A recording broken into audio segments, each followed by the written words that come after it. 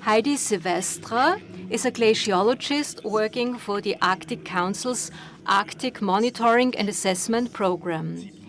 She has a PhD from the University of Oslo, where her research helped to update a global model of glacier flows.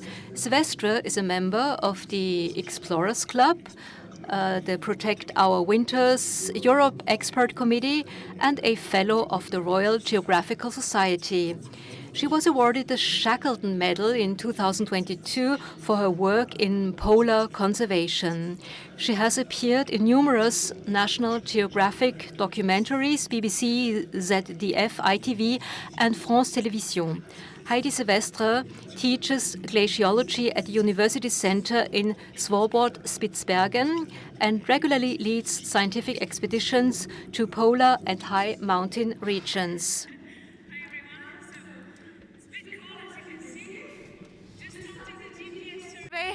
Mit ihrer Arbeit möchte sie Through her work, she aims to make scientific knowledge more accessible and motivate action in the fight against the climate crisis. Neon Green Network introduces Heidi Silvestre.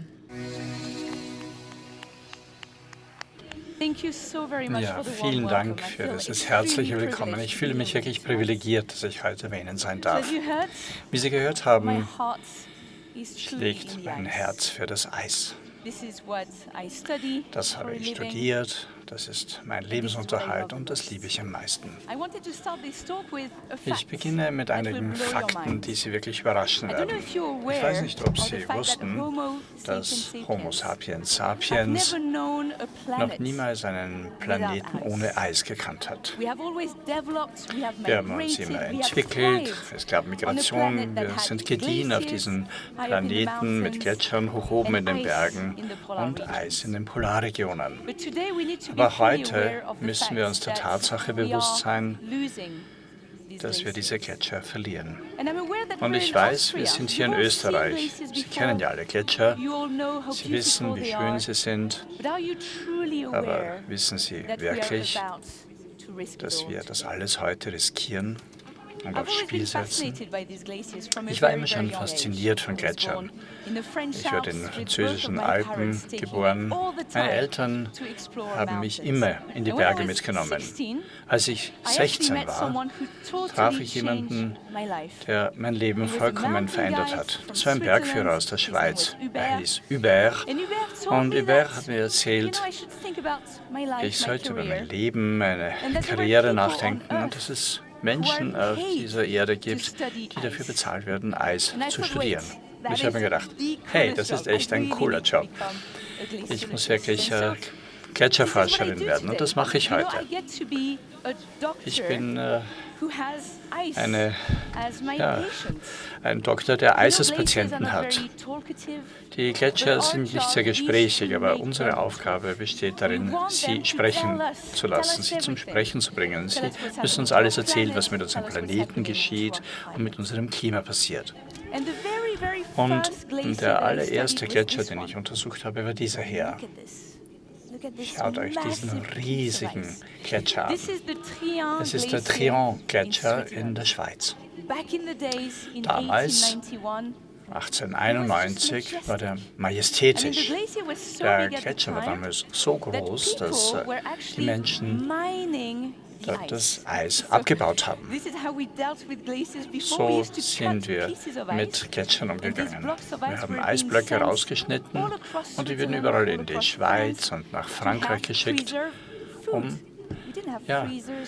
Lebensmittel kühl zu halten. Es gab damals keine Kühlschränke, wir hatten Gletscher. Und als ich diese Gletscher studierte, im Gegensatz zu dem, was meine Studenten glauben, das war nicht 1891, sondern 2010. Und so sieht der Gletscher 2010 aus. Sie sehen eben zwei Bilder, die vom gleichen Standort aus fotografiert wurden. Es gibt große Unterschiede zwischen den beiden Bildern.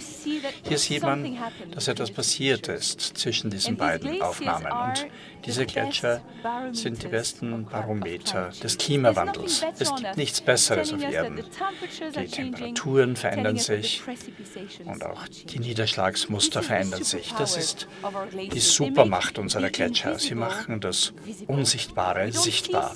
Wir sehen keine CO2-Konzentration in der Luft, aber das sehen wir. Wir sehen diese Katastrophe im Entstehen. Meine Frage an Sie ist folgende. Warum brauchen wir denn diese Gletscher überhaupt? Und ich glaube, es gibt keine besseren Orte als Wien, um zu erklären, warum uns das wichtig sein sollte und warum das euch wichtig sein sollte. Aus all den Gründen, die ihr hier seht. Denn diese Gletscher, gemeinsam mit dem Schnee, sind die besten Wasserwerke, die wir haben. Jeden Sommer erwarten wir, dass wir gratis Wasser von diesen Gletschern bekommen. Das ist Frischwasser, Süßwasser, das wir zum Trinken verwenden, um Strom zu erzeugen, um unsere Ernten zu bewässern, um den Durchfluss unserer Flüsse in den Sommermonaten aufrechtzuerhalten. In meinem Land kühlen wir sogar die Atomkraftwerke mit Wasser aus den Gletschern. Also so wertvoll sind die für uns. Aber heute scheint es so zu sein, dass wir wirklich unser Bestes geben, um sie zum Verschwinden zu bringen. Jeden Tag etwas schneller als davor. Diese Gletscher verschwinden nicht nur schneller, und in einigen Regionen ist es auch so, dass die Gletscher einfach zusammenbrechen. In den letzten 2 Wochen war ich nicht weit von hier, in den italienischen Dolomiten, und ich habe dort einige Tage bei einem Gletscher zugebracht, den Sie vielleicht kennen, den Marmolata-Gletscher. Im Juli 2022, an einem Sonntag, waren sehr viele Leute in den Bergen wandern. Ein wunderschöner Tag, die Temperaturen waren sehr hoch, und was passierte an diesem Tag, hat wirklich alle überrascht. Und zwar Folgendes passierte auf dem Marmolata-Gletscher. 64.000 Tonnen Eis und Wasser kamen plötzlich dem Gletscher heruntergeschossen. Das Wasser kam mit 300 km/h. 11 Menschen starben genau in diesem Augenblick. Das konnte nicht vorhergesagt werden. Das ist wirklich sehr schwer in Alpengletschern zu sehen, aber das ist die Realität des Klimawandels in den Alpen. Der Klimawandel tötet in unseren Bergen, das müssen wir ganz klar sagen. Aber was wir hier auch sehen, ist, dass nicht nur die Gletscher schmelzen und kollabieren, sondern es scheint, dass wir ihnen auch noch einen Stupser geben, auch in diesem Land, dass wir sie anstupsen. Das geschieht jetzt, während wir hier sprechen. Es gibt Bagger, die in diese Gletscher hineingraben. Und wisst ihr, warum sie das machen? Denn in ein paar Wochen werden ein paar Skiläuferinnen und Skiläufer hier auf diesem Berg fahren, wo es derzeit nicht so viel Schnee gibt. So helfen wir den Gletschern, unter Anführungszeichen. So behandeln wir diese Global Commons, dieses Gemeingut. Nicht nur in Österreich, sondern überall in den Alpen geschieht das, und diese Informationen waren das Highlight der Nachrichten in Frankreich. Alles, was hier passiert, macht Schlagzeilen in ganz Europa. Und wir müssen wirklich lang und hart darüber nachdenken, was wir unseren Kindern und Enkelkindern erzählen wollen, wie wir mit unseren Gletschern umgegangen sind. Heute, wenn das so weitergeht und wir immer mehr CO2 in die Atmosphäre emittieren, dann können wir all dem Lebewohl sagen. Wir verlieren die meisten Alpengletscher in den kommenden Jahrzehnten. Also schaut euch das an, wie wunderschöne Landschaften es gibt. Wenn wir solche Bilder von Landschaften mit Eis sehen, dann werden wir diese Bilder nie mehr so schön sehen, wie wir sie heute sehen. Ihr wisst, was in den Alpen los ist, aber jetzt zoome ich raus und zeige euch, wo ich lebe, nämlich in der Arktis. So sieht die Arktis aus. Rund um den Nordpol, und das ist der Planet von der Arktis aus betrachtet. Die Arktis ist ein Ozean, der von Landmassen umgeben wird, die mit sehr viel Eis bedeckt sind. Und auf dem Ozean selbst gibt es auch eine dicke Eisschicht, das arktische Meereis. Und zur großen Verzweiflung meiner Eltern und meiner Familie wohne ich genau hier, Und zwar in Spitzbergen oder Svalbard. Und es ist schön dort. Dieser Ort ist wirklich ein anderer Planet. Was Sie hier sehen, ist die nördlichste Stadt der Welt. Longyearbyen, 2500 Einwohner, 3000 Eisbären. Und es ist ein Ort, der aussieht wie kein anderer auf diesem Planeten. Alles ist dort aus Eis. Der Boden ist gefroren, wir haben überall Gletscher, wir haben Schnee während des Großteils des Jahres. Und der Grund, warum ich euch über Svalbard erzähle, bei Spitzbergen, ist, weil nirgend anderswo auf Erden gibt es eine schnellere Erwärmung als hier. Das beobachten wir in Spitzbergen. Der Klimawandel ist dort eine Realität, das sehen wir jeden Tag. Der Boden taut auf und kollabiert.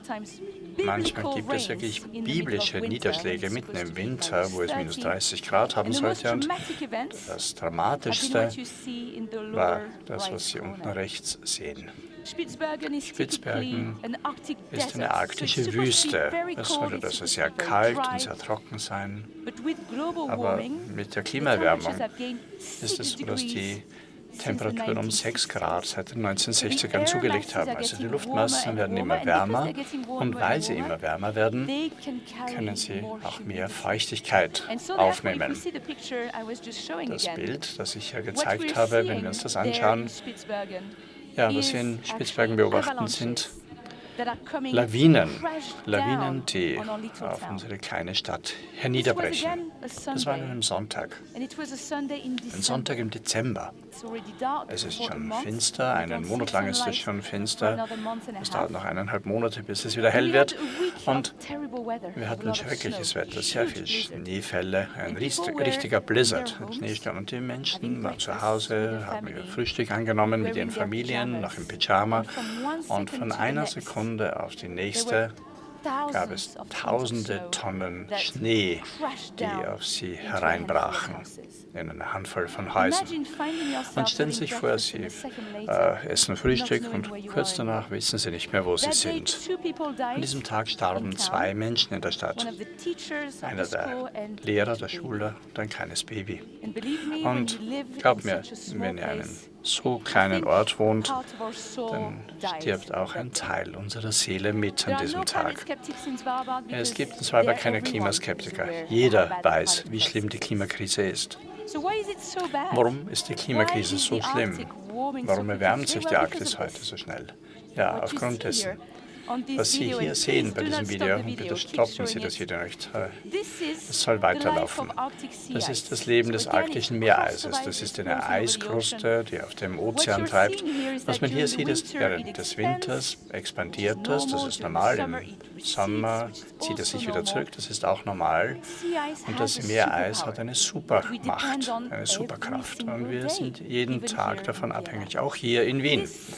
Es ist einfach eine große weiße Oberfläche. Und weil sie weiß ist, reflektiert sie die Sonnenstrahlung wieder ins Weltall. Das ist so, als würden wir in den Sommermonaten ein weißes T-Shirt tragen. Und das arktische Meereis ist das weiße T-Shirt der nördlichen Hemisphäre. Wenn wir kein arktisches Meereis haben, dann haben wir einen Ozean, der viel dunkler ist, der die Sonnenstrahlung sehr viel stärker absorbiert. Je älter das Meereis ist, desto dicker es ist, desto weißer es ist. Aber was derzeit passiert, ist, dass das arktische Meereis stirbt. Jedes Mal, wenn wir Kohle, Öl oder Gas verbrennen, greift das direkt das alte arktische Meereis an. Und hier sehen Sie die Veränderungen, die vor Ihren Augen stattfinden. Diese Veränderungen sind so viel schneller erfolgt, als wir das vorhergesagt haben. Wir versuchen alles Mögliche zu tun, um zum Verschwinden des Meereises beizutragen. Es zieht sich immer mehr zurück. Wir haben 45% der Oberfläche in 40 Jahren verloren. Und der Ozean wird einfach immer größer und immer wärmer. Vor ein paar Monaten wurde eine Studie veröffentlicht, die zeigte, dass es sehr wahrscheinlich ist, dass in den nächsten 7 bis 10 Jahren, sehen wir vielleicht die ersten Sommer ohne Meereis in der Arktis. Was bedeutet das jetzt für uns hier in Wien? Das bedeutet, dass die Winde werden anders sein, die Ozeanströmungen werden anders sein. Das bedeutet mehr häufige und mehr extreme Wetterereignisse. Nicht nur das Meereis ist wichtig, sondern auch das Eisschild. Wir haben Grönland und die Antarktis mit großen Eisschilden und ja, ich weiß nicht, ob Sie das wussten, aber die enthalten genug Eis, um den Meeresspiegel weltweit um 60 oder 65 Meter zu erhöhen. Und was Sie hier sehen, dass diese Eisschilde an Masse verlieren, das ist in Orange und Dunkelrot angezeigt. Es geht also jedes Jahr Eis verloren. Was bedeutet das für uns? Das bedeutet, dass auch hier in Wien, in einem Binnenland, wir auch damit kämpfen müssen. Es wird London oder Bangkok unter Wasser sein, hier Europa mit 3 Meter Anstieg des Meeresspiegels. Also es ist sehr wahrscheinlich, dass wir mehr als 1 Meter Anstieg des Meeresspiegels sehen werden bis zum Ende des Jahrhunderts, wenn wir weiterhin die fossilen Brennstoffe fördern, ihnen so viele Subventionen geben und wenn wir so viele fossile Brennstoffe wie heute verwenden. Ich wollte Ihnen dieses Diagramm auch noch zeigen. Wenn ich nur eines zeigen hätte dürfen, hätte ich Ihnen dieses gezeigt. Das ist wirklich erschreckend. Was Sie links sehen, ist eine Reihe von Ökosystemen. Nehmen wir das erste, Grönland, dann eine Reihe von Temperaturen. In Rot, die rote Kugel, ja, das ist, wo wir glauben, dass diese Ökosysteme kollabieren werden. Die globalen Temperaturen sind um 1,2 Grad angestiegen.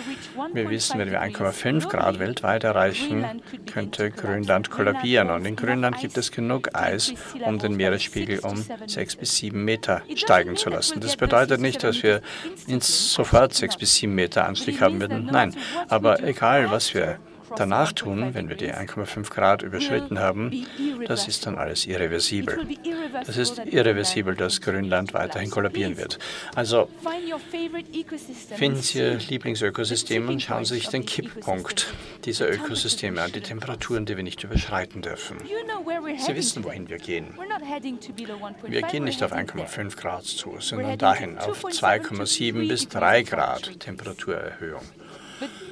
Aber denken Sie daran, dass diese kleine rote Linie, die nicht dort bleiben muss. Sie darf dort nicht bleiben. Was Sie hier sehen, ist etwas, was nicht verhandelbar ist. Wir können nicht sagen, dass Grönland kollabieren darf. Es ist nicht verhandelbar mit der Westantarktis, dass wir sagen, ihr müsst diesen Kipppunkt verändern. Das ist nicht verhandelbar. Und deshalb muss unsere Strategie absolut diese Herausforderung annehmen, nämlich diese Kipppunkte nicht zu überschreiten. Was wir verlieren mit dem Klimawandel ist nicht nur das. Es sind nicht nur Zahlen oder Ökosysteme, sondern es geht auch um die Schönheit der Natur. Das lässt uns träumen. Und ich habe auch Zeit in einer Eishöhle in der Arktis verbracht. Ich kann kaum glauben, wie schön das ist, wenn ich das sehe. Die Natur ist wirklich der beste Künstler auf diesem Planeten und das verlieren wir auch, wenn wir diese Gletscher verlieren. Wir verlieren nicht nur diese reine Schönheit, sondern wir verlieren auch einen Teil unserer Identität. Wir verlieren das, was uns stolz macht, darauf Österreicher zu sein. Wir verlieren unsere Wurzeln, unsere Seele.